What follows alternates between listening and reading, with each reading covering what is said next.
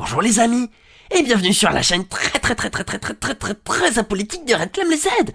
Alors aujourd'hui, on va parler de l'UNI. L'UNI, c'est un syndicat étudiant qui est classé plutôt à droite et qui a des pratiques journalistiques, en tout cas d'information, plutôt discutables. Voilà, j'ai trouvé quelques petites choses sur Twitter sur le sujet et vous allez voir, on va bien se marrer. On regarde ça de suite après le générique, top, c'est parti!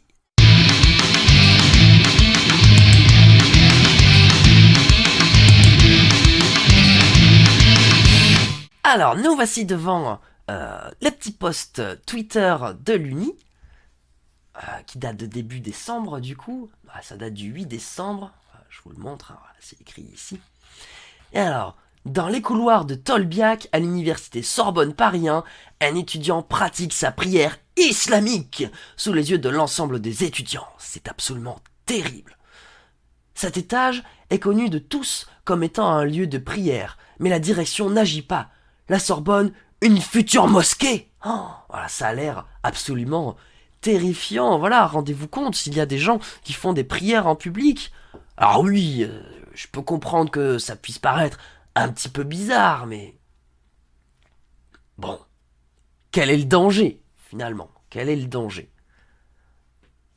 Alors, déjà, ça c'est la première question, mais en dehors de la question, quel est le danger? Est-ce que là, l'Uni ne chercherait pas à instrumentaliser, du coup, les musulmans pour servir sa campagne électorale, sa campagne syndicale? Eh bien, c'est ce qu'on va voir. Ah bah attendez, ils le disent eux-mêmes d'ailleurs. Posé à côté de son tapis, un tract du Point Levé, organisation d'extrême gauche, qui a participé au saccage de la chapelle de la Sorbonne en avril 2022. Voilà.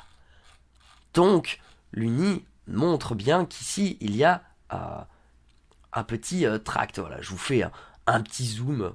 Donc voilà, l'Uni pointe du doigt le fait qu'il y a un tract ici, voilà, du Point Levé, qui serait donc une organisation syndicale d'extrême gauche.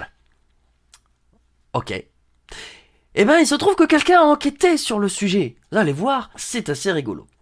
Alors, je me suis rendu à l'étage en question, au cas où. Donc là, ils ont tagué le compte de l'Uni. Ah oui, vous voyez pas là, je vais décaler un peu pour que vous voyez. Voilà, ils ont tagué le compte de l'Uni.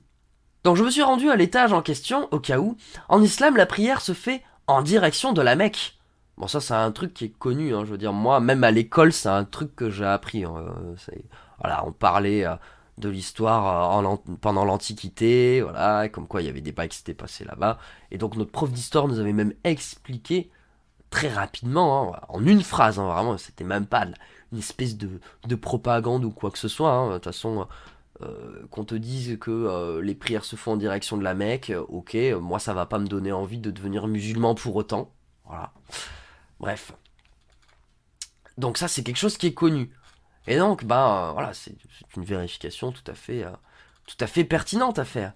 Donc j'ai vérifié, et la direction dans laquelle prie votre acteur est à l'opposé de la Mecque. Bien tenté, mais n'oubliez pas les détails la prochaine fois.